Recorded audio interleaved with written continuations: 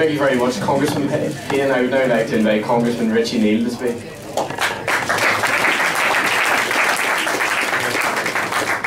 It's not easy following Don Payne. To show you the role that members of Congress can play, though, in terms of creating and influencing American foreign policy, we did a forum in Drum Cree many years ago, and it was one of the most tumultuous periods of time across the North. And what was striking to me is the manner in which we were both welcomed. And on the Catholic community at the time, there were great passions. And in the Protestant tradition, Reverend Roy McGee came that night. And I knew that there was going to be a great future because of the manner in which they interacted in the most intense, I think, aftermath of what had happened at Drum Cree. And Don Payne was right there, and he's been a fast friend.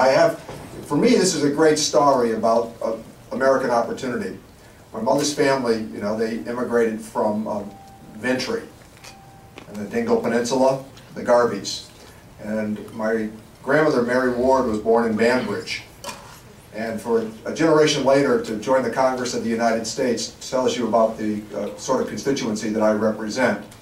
And for those of you who have that profound interest in history on the island, one of the things that's striking that you might take note of is that I represent what is now a very, very small community that actually lived on the islands off of the coast of Kerry, native Irish speakers. And some years ago I had Noel Fahey to my district, and he was afraid to engage them because he knew that they spoke Irish better than anybody in the Republic of Ireland could speak it. But one of the things I think that we celebrate in America is your success. And it's because of your commitment to education. Everybody on that island is literate. And I hosted a forum not long ago, again in my constituency, and I had a Catholic leader and a Protestant leader, and they spoke not of two communities, they spoke of two traditions that live in one community. And I think that's the message you take back, seeing a new day on that island. We've all had a chance to participate in these it'll never happen moments.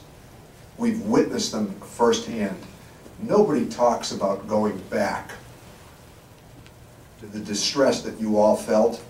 There's now a generation that I'm standing in front of that has really very little idea of the troubles.